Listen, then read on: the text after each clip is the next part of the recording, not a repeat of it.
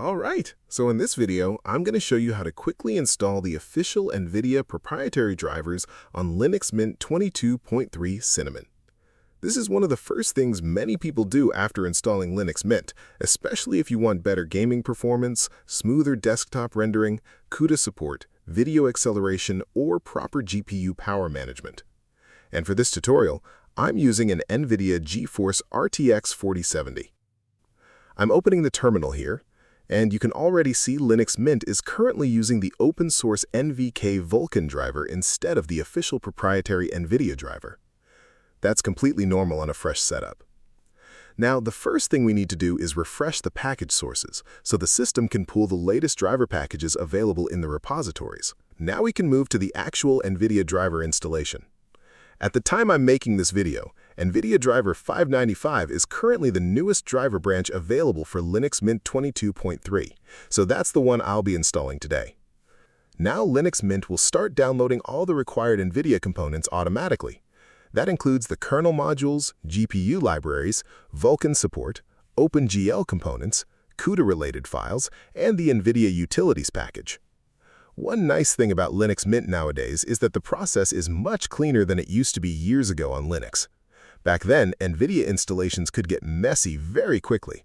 You had to manually download installers from the NVIDIA website, blacklist drivers yourself, switch to TTY mode, and hope nothing broke after a kernel update.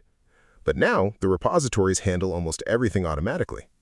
And just so you know, if for some reason you don't want Driver 595, you can also install older branches like NVIDIA Driver 580 or NVIDIA Driver 585.